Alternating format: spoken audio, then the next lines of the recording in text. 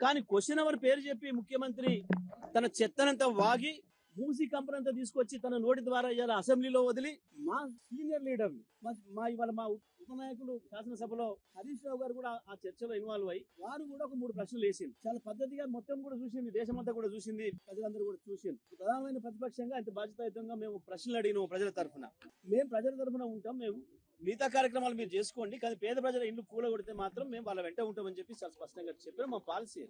ఆ తర్వాత ముఖ్యమంత్రి ఇష్టం వచ్చినట్టు దాడి చేసేసి మాకు అవకాశం ఇవ్వకుండా ఇంకొక ప్రతిపక్షానికి అవకాశం ఇచ్చేసేసి మూసేస్తున్నప్పుడు మేము మా రెండవ శాసనసభ్యురాలు మా ఇంకో ఉపనాయకురాలు సబితా ఇంద్రారెడ్డి గారికి అవకాశం వస్తే వారు మూసి ప్రస్తావన తేగానే స్పీకర్ గారు మైక్ కట్ చేస్తారు. సునీతా లక్ష్మారెడ్డి గారికి అవకాశం ఇచ్చి వారు మాట మొదలు పెట్టే ముందే మళ్ళీ కట్ చేసిండ్రు. మా ఇంకో డిప్యూటీ లీడర్ గారు తలాసన శ్రీనివాస్ యాదవ్ గారు సీనియర్ నాయకులు వారు మాట్లాడి ఇది పద్ధతి కాదు, శాసనసభను ఇట్లా నడిపితే ఎట్లా, మా సభ్యులు ఒక్క మాట కూడా అనలేదు, ముఖ్యమంత్రి గారు వారి ఇష్టం వచ్చిన పద్ధతుల్లో మాట్లాడినరు, ఇది సరైనది కాదు అని చెప్పి వారు మాట్లాడుతుంటే వారు మైక్ కట్ చేసారు. చివరికి మళ్ళీ మేమందరం డిమాండ్ చేస్తే హరీష్ రావు గారికి మైక్ ఇచ్చి దాన్ని కూడా కట్ చేసేసి మీరు ముఖ్యమంత్రి విమర్శ చేస్తే నేను మైక్ ఇవ్వను అని చెప్పి మాట్లాడితే అసలు ఇది మన ప్రజాస్వామ్యమేనా, సభ నడిపే విధానమేనా? ఇది ముఖ్యమంత్రిని విమర్శించకపోతే ముఖ్యమంత్రి డబ్బా కొట్టడానికి వస్తుందా ప్రతిపక్షం ఎక్కడన్నా? ప్రతిపక్షానికి స్పీకర్ గారు నిర్దేశిస్తాడా ఏం మాట్లాడాలో? ముఖ్యమంత్రిని పొగుడుతూ మాట్లాడమని స్పీకర్ గారు రాసిచ్చింది చదవడానికి వస్తుందా సభకి ఎక్కడైనా ఎవరైనా ప్రతిపక్షం?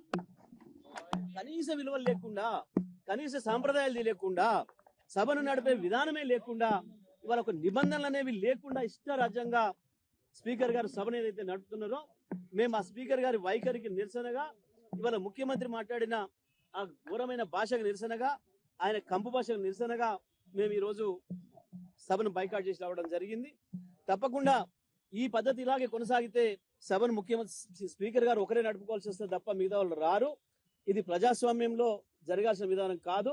ఇప్పటి వరకు భారతదేశంలో ఏ సభ చరిత్రలో కూడా ఈ రకంగా ఒక స్పీకర్ రూలింగ్ ఇచ్చే పద్ధతి ఉండదు. ముఖ్యమంత్రి గారిని పొగడండి, మీరు ముఖ్యమంత్రి విమర్శిస్తే నేను అవకాశం ఇవ్వమని చెప్పడానికి స్పీకర్ గారికి అటువంటి అవకాశమే లేదు, ఏ నిబంధనల్లో కూడా లేదు.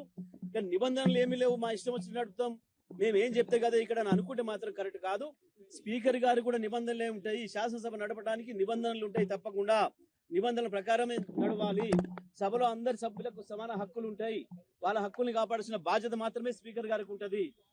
ఈ విషయాలు కూడా మర్చిపోయి ఏకపక్షంగా ప్రభుత్వానికి సపోర్ట్ చేస్తూ ఏదైతే స్పీకర్ గారు ఇవాళటువంటి మాటలు మాట్లాడినరో మేము దాని నిరసనగానే మేము ఈ రోజు సభను బాయ్కాట్ చేసి రావడం జరిగింది.